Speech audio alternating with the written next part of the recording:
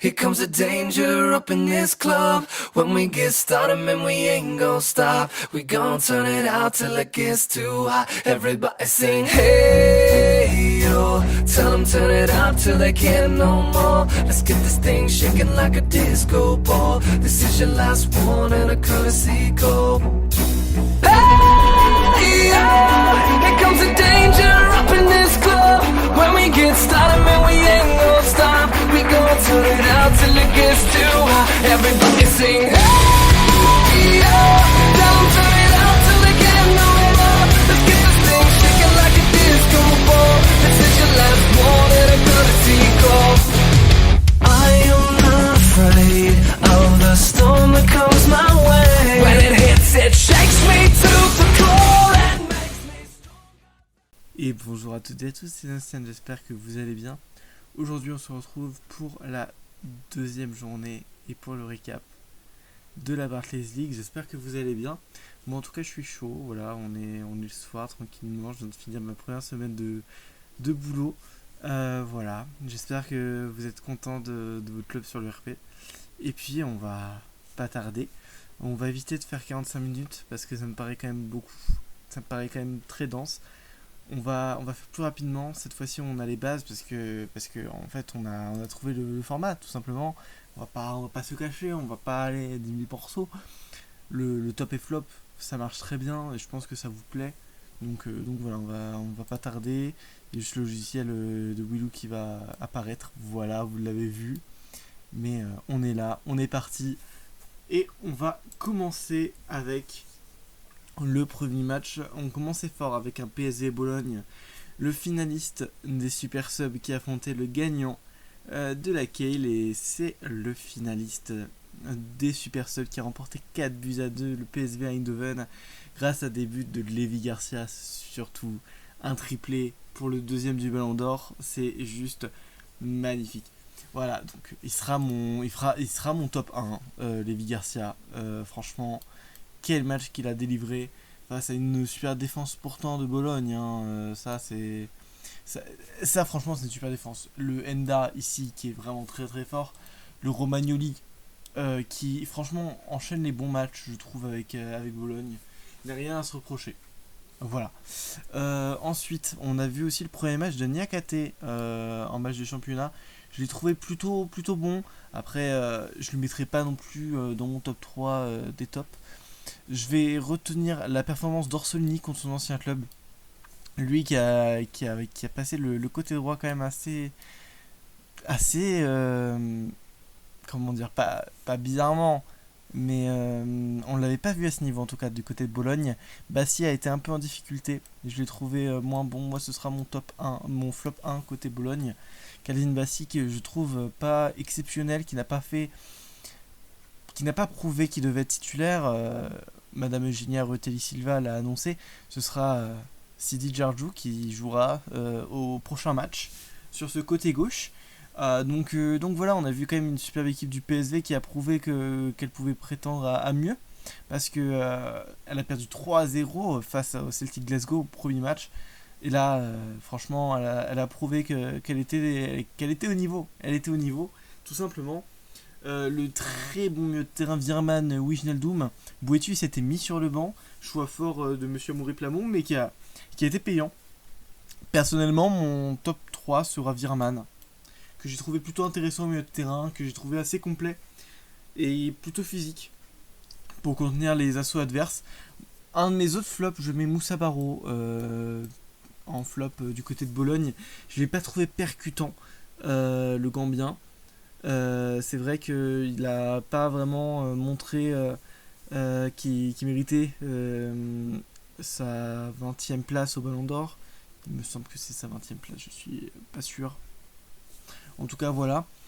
Faut quand même retenir la bonne performance de Beto qui aura prouvé dans l'ensemble que c'était lui maintenant l'homme à tout faire en attaque du côté de Bologne. Donc voilà, il faut choisir un dernier flop. Je vais mettre Mandragora. Je l'encourage toujours à... quoique, non. Pobega était moins bon que Mandragora sur ce match. n'a pas été percutant, il n'a pas fait de bonnes transmissions, il n'a pas été offensif comme à son habitude. Voilà, en tout cas c'était un match excellemment géré du côté du PSV et bravo à Maury pour ce match. Lulu, j'espère que tu vas te refaire. Allez, on est parti pour le second match qui va être l'Olympique de Marseille face à Saint-Pauli. La bataille des deux copains entre Palin et Fumiko. Et c'est Palin qui remporte la bataille et sur un très petit score de buts à 1 grâce à des buts de Harit et Sternal et enfin Shaibi pour réduire l'écart du côté de Saint-Pauli. Voilà, donc on retrouvait une composition sympa de Noël côté Marseille. Première fois que Palin l'utilisait. Est-ce qu'il a été brillant? Je trouve pas. Personnellement, j'ai préféré le 4-1-2-1-2. Après, je pense que chacun ses goûts. Les deux peuvent très bien marcher. Personnellement, j'ai trouvé qu'il y avait un très bon match de Uveyan sur le côté gauche, qui a remplacé Sodlo. Pourtant, c'était quand même la plus grande surprise parce que je trouvais que Sodlo faisait un super début de saison côté Marseille. Et là, Palin décide de choisir Uveyan et franchement, je vais le mettre dans mes tops. Parce qu'il a été super fort l'ancien joueur de la Alkmaar face à Saint-Pauli. Franchement, super recrue, je pensais pas. Mais beau choix de la part de Palin. Je vais aussi retenir la bonne performance de cet homme-là, Amin Harit. Forcément, j'en parle depuis le début de saison, mais franchement, lui, s'il flop à la fin de la saison, vous pourrez m'incendier dans les commentaires. Je sens qu'il a tout pour vraiment montrer de quoi il était capable. Là, en tout cas, la défense Medic, et c'était sur le côté de Pacarada. Pacarada, on l'a pas du tout vu dans ce match, d'ailleurs je vais le mettre en flop, alors que je l'ai mis une fois dans un top, je crois. Pacarada, je ne l'ai pas trouvé vraiment énormément bon sur ce match. Il a surtout subi beaucoup d'attaques de Amin Harit. Donc je trouve que Pacarada, le Kosovar, a été décevant. Mais en même temps, que faire face à Amin Harit? Ça, je ne sais pas. Et enfin, dernier joueur que je retiendrai côté Marseille. Même si Aubameyang a fait un super match, moi je veux retenir la performance de Enzo Sternal, qui prouve au fur et à mesure que en fait il est pas là pour faire figuration, mais il est bien là pour être titulaire. Donc voilà, Enzo Sternal, vraiment je le trouve super percutant et aussi pertinent. Il sent qu'il a l'envie le minot. Donc voilà. On peut dire qu'il n'y a eu qu'une seule équipe sur le terrain, même si le score a été que 2 buts à 1, et même si le Saint-Pauli a bien débuté, c'est vrai, grâce à un but de Shaibi que je vais mettre en top côté Saint-Pauli, parce que Shaibi ne devait pas être titulaire, ça devait être normalement, j'ai oublié son nom, mais j'ai sa tête, Eggestein, voilà, Johannes Eggestein, et pourtant, ça a été Farid Shaibi qui a été préféré à Eggestein, et il a prouvé pourquoi il a été préféré. Je vais mettre Quintilla en flop parce qu'il n'a pas vraiment apporté beaucoup offensivement. J'ai pas compris cette décision de Fumiko de l'avoir mis aussi haut sur le terrain. Il n'a pas vraiment été percutant, pas pertinent du tout.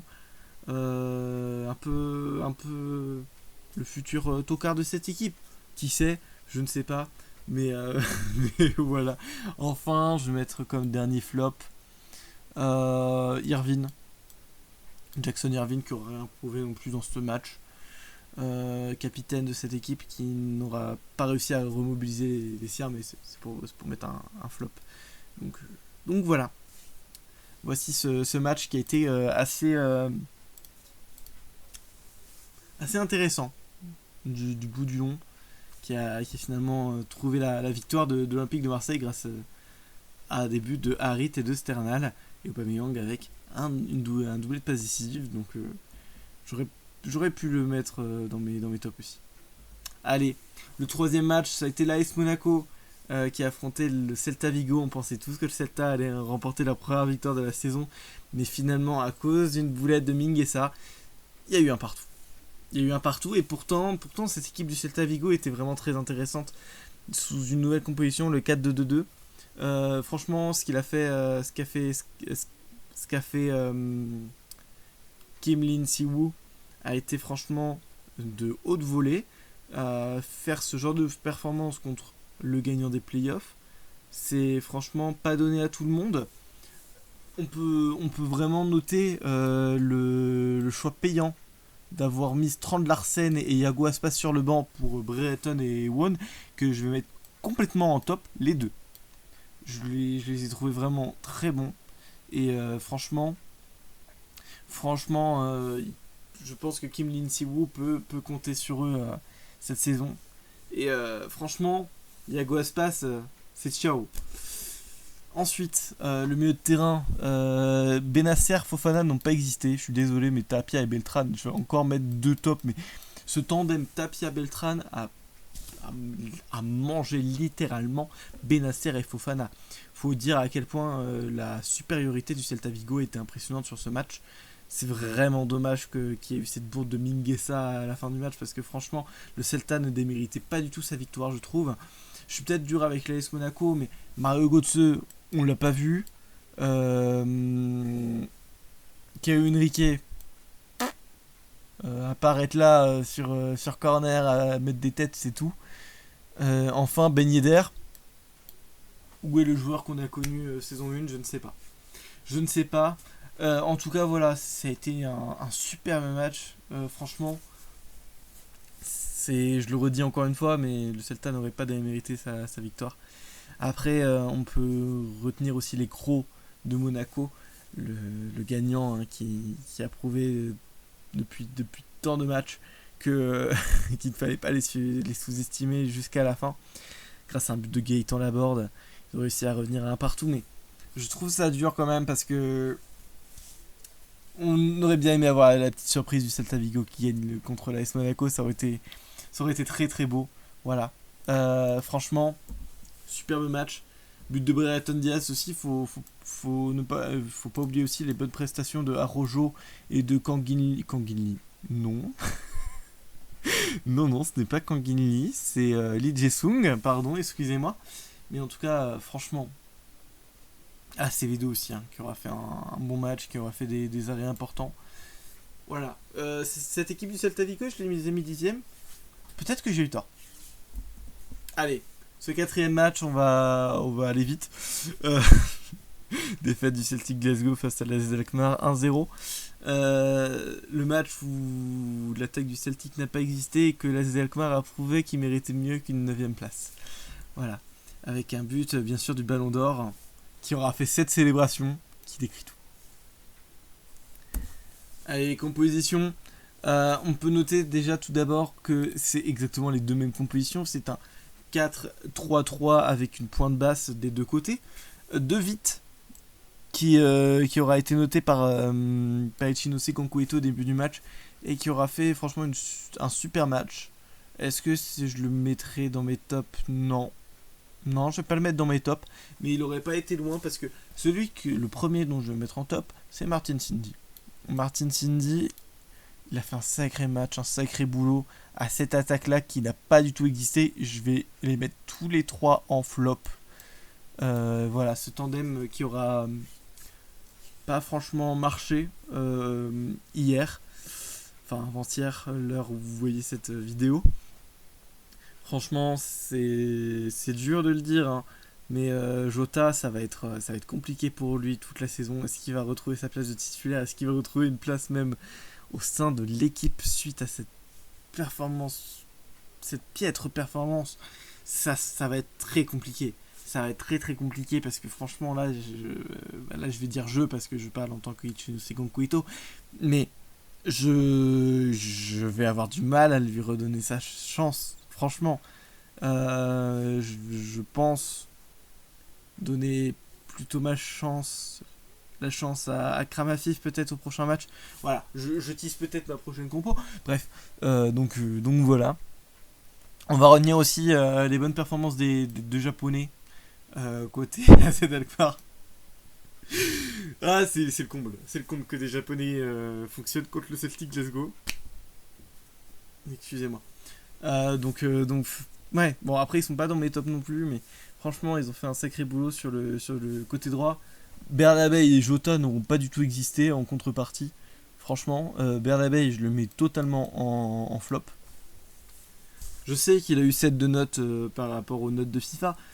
Personnellement, je ne l'ai pas trouvé correct du tout. Très très soliste. Il donnait pas du tout de bons ballons. En fait, je crois qu'il veut qu'on le teste ailier gauche et pas défenseur gauche. Va falloir trouver un latéral gauche plus performant que ça, parce que si on continue avec Bernabé, ce Bernabé là en tout cas sur le terrain, ça va être compliqué. Je vais lui redonner encore une chance, je pense. Mais je veux plus revoir ce Bernabé qui a joué contre la Alkmaar. Je veux plus le revoir du tout. Bref. Voilà, ensuite j'ai rien d'autre à dire. Le milieu de terrain a été pas mal, mais l'autre milieu de terrain aussi a été pas mal. Donc franchement, ils ont fait tout les deux milieux de terrain, ils ont fait tous les deux des figurations, je trouve. On a surtout vu la défense et l'attaque. C'était une attaque-défense ce match. Je vais retenir les bonnes performances de ce duo-là. Carlson Pavlidis en top. Parce que Pavlidis, Ballon d'Or qui ne déçoit pas, qui marque encore un but aujourd'hui. Un but plein de rage, plein de conviction pour réussir à gagner ce match. Grâce à une bonne transmission de Jesper Karlsson qui a été décrié tout du long, et que finalement il est là, il est toujours présent, et il prouve à son coach qu'il peut lui faire confiance. Voilà. Je vais retenir eux. Je vais retenir une bonne performance de Hector Bellerin de mon côté, avec Zimmerman aussi. Mais c'est dur de retenir quelque chose de positif du côté des Celtics. C'est surtout la Alkmaar qui aura fait un sacré match, un sacré boulot. Bravo Arthur encore pour cette victoire, et j'espère que je gagnerai le prochain match. Voilà. Allez, le 5e match de cette Barclays League, ça a été Leeds qui a fait match nul face au FC Porto dans les tout derniers instants, enfin pas tous les derniers instants, en fin de seconde période, avec Jorginho Ruta à 72e, alors que Galeno avait marqué dès la 7e minute de jeu. On avait pris peur du côté de Leeds pendant une bonne heure. On n'arrivait pas à remettre un pied sur le ballon pour pouvoir marquer. Je vais retenir le bon match quand même de Pascal Struijk, qui aura quand même sauvé plusieurs fois le 2-0 du côté de Porto, qui aurait complètement tout changé. Je pense qu'on aurait eu une victoire de Porto. Mais voilà. Mais Porto n'a rien à démériter, parce que franchement, ce quatuor va faire très mal tout au long de la saison. Galeno, Otavio, Pepe, Taremi, c'est du haut niveau. Franchement, c'est beau. C'est très beau le football. Pepe aura aussi fait un sacré match. Comme Al-Mousrati. Al-Mousrati, je vais le mettre en top. Al-Mousrati, je le trouve vraiment, vraiment bon. Et puis toute l'attaque, je vais le mettre en top. Hein. Vraiment, il n'y a rien à dire. Les 4 ont été très bons, mais très bien aussi menés par Pascal Struijk. Donc voilà. Cette équipe de Porto, franchement, elle est complète de bout en bout. J'aurais pu parler aussi de Hateboer qui décevait du côté de Francfort, et là qui prouve que en fait c'est Francfort le problème et c'était pas lui. Mario Rui qui faisait son premier match de championnat a franchement été pas mauvais. José Sa a encore fait des bons arrêts. Onimachi testé en défenseur central gauche, qui n'a pas été mauvais non plus.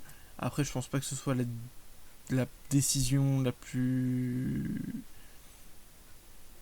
Je pense pas que c'était la meilleure décision, mais franchement il a fait son taf.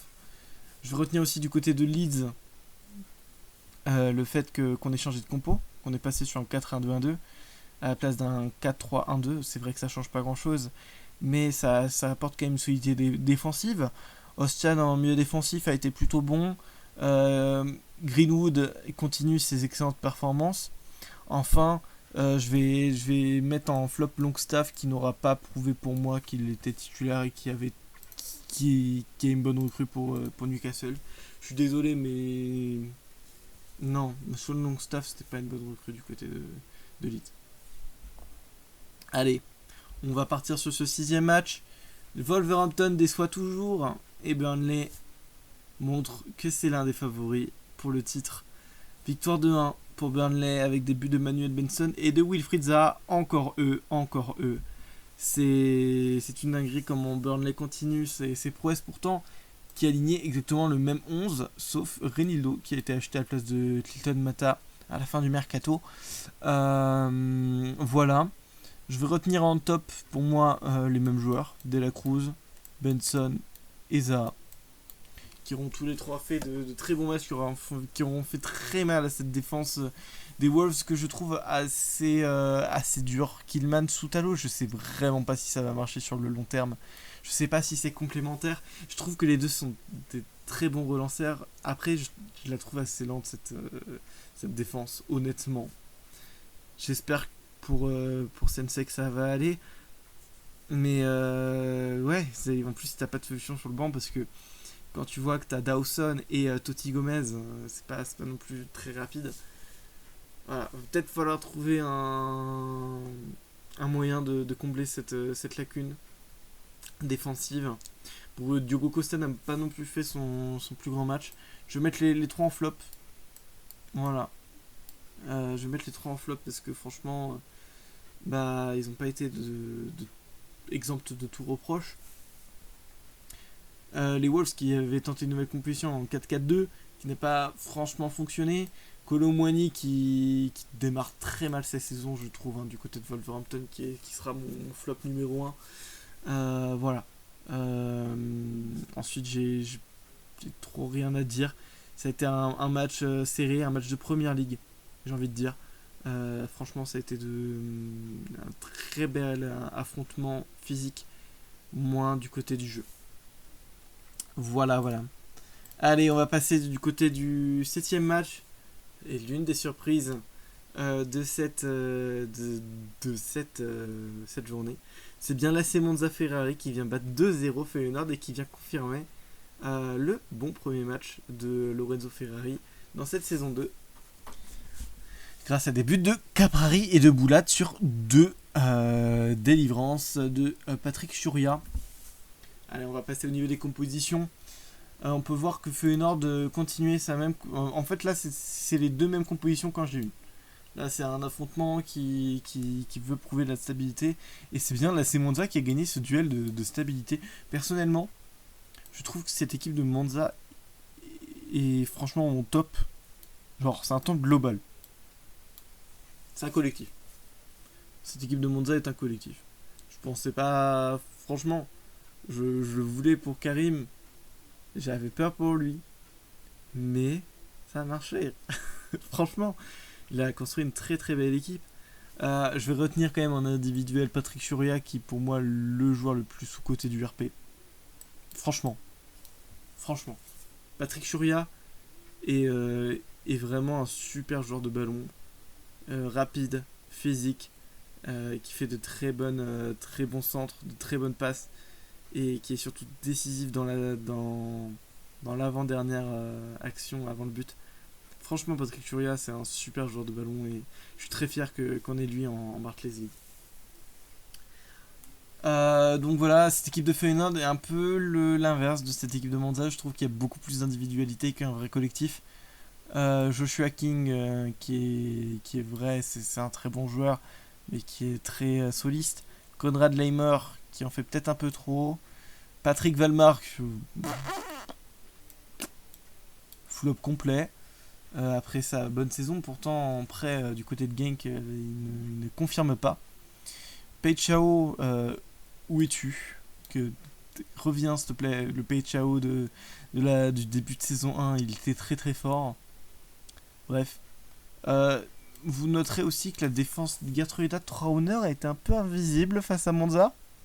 Est-ce que ce serait la fin de Trauner? Je ne sais pas. Est-ce qu'il faut s'affoler sur cette forme de Feyenoord? Je ne sais pas.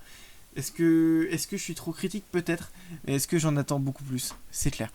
J'attends un meilleur jeu du côté de Feyenoord parce que franchement, ils ont de très bonnes individualités. Maintenant, on veut l'huile qui apporte sur le moteur.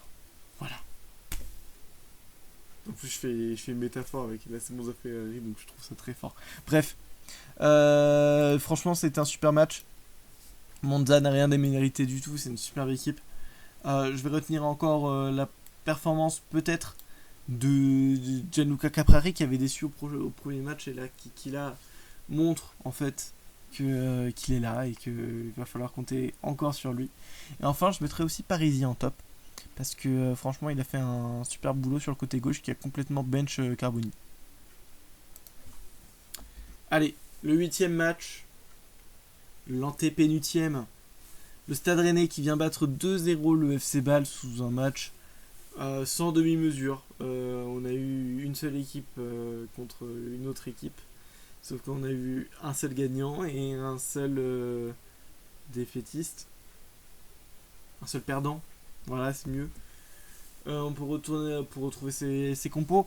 On note que Rennes a pris exactement la même compo qu'en J1, tandis que le FC Bâle testait Kazami, milieu défensif, qui pour moi n'a pas du tout fait un bon match. Milieu défensif, Kazami. Franchement, ça pouvait se tenter parce qu'il avait les stats pour, mais honnêtement, ça n'a pas marché. Donc, bien tenté Gaga, mais ça, malheureusement, ton coup n'a pas payé. Ensuite, bien sûr, je vais retenir le carton rouge de Calafiori, qui pour moi a prouvé la défaillance défensive de Bâle durant tout ce match. Enfin, j'en attendais mieux de Ocampo, qui a été sorti rapidement, je crois, et qui n'a pas fait grand chose dans ce match. Du coup, je vais parler du Stade Rennais qui eux ont prouvé, grâce notamment à un très bon joueur au milieu de terrain qui s'appelle Benjamin Bourigeaud. Les ballons qu'il délivre, c'est du délice, franchement. Ça fait plaisir de voir un tel joueur dans ce championnat. Je vais mettre en top du coup Bourigeaud. Je vais mettre en top bien sûr Martin Terrier. Comment ne pas parler de Martin Terrier avec son doublé. Superbe joueur Martin Terrier, sans sa blessure IRL qui serait tellement haut en Ligue 1. Et franchement c'est trop triste de l'avoir vu blessé.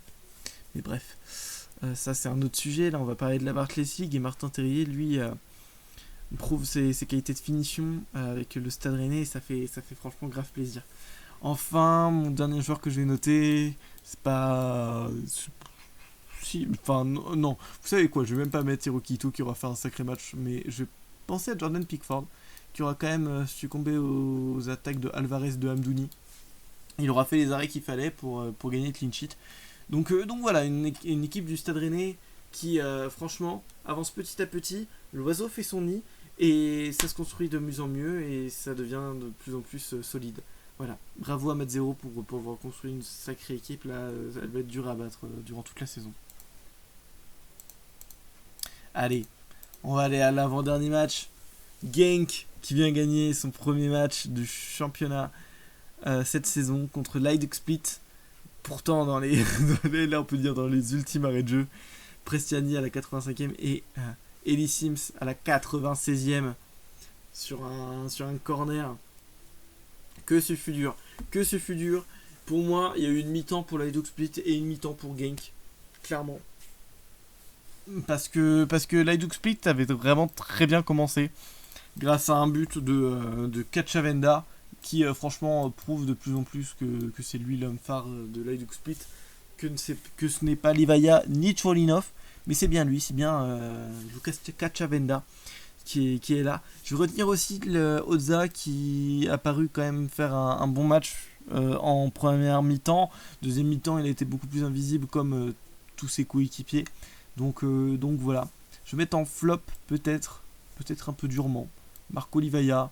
Je lui mets un petit attention à ne pas relâcher la pression et attention à ne pas décevoir. Voilà. Et du coup dans cette équipe de Genk, alors faut savoir que du coup ils ont commencé le match en 4-1-2-1-2 mais ça n'a pas fonctionné. La Hajduk Split menait 1-0 à la mi-temps et le coach adjoint, c'est pas Polo, le coach adjoint a décidé de les faire jouer en 3-4-3. Ça a été franchement payant.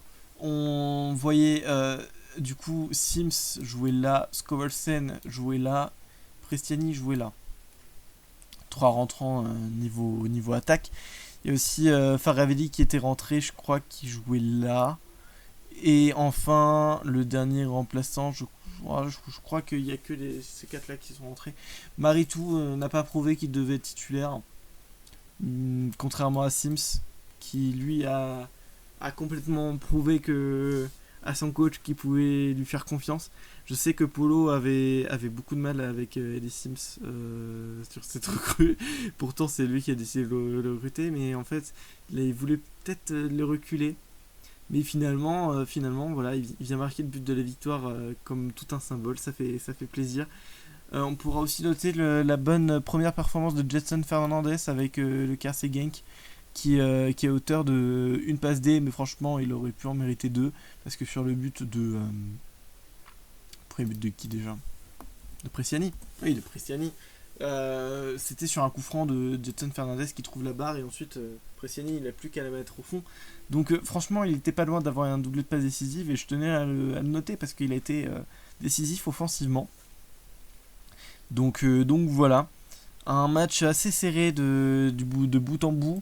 Un match qui récompense Polo de ses bonnes de ses bons choix tactiques, de son bon mercato, et malheureusement c'est cruel pour Alexito qui aura lutté jusqu'au bout, qui malheureusement aura pas suffi pour avoir ce match nul, et qui perdra 2-1.